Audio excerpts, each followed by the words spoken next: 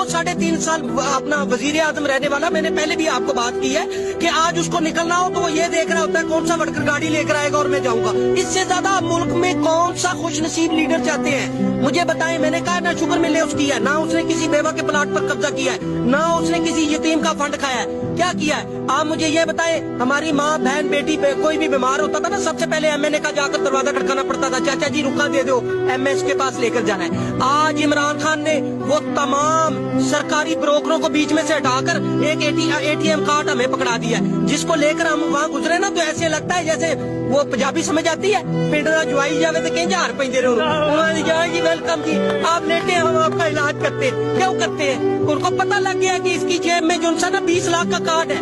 वो भाई मुझे ये बताएं, वो अच्छा है जिसने आपको 20 लाख का कार्ड दिया, या वो अच्छा जरा कहता 10 रुपया है अपनी जेब जो मैंने फड़ा मैं लेके जावा।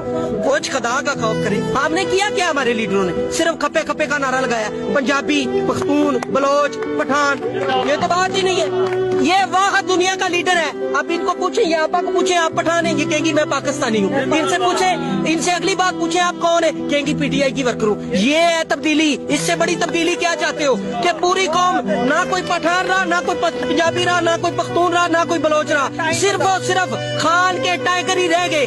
अब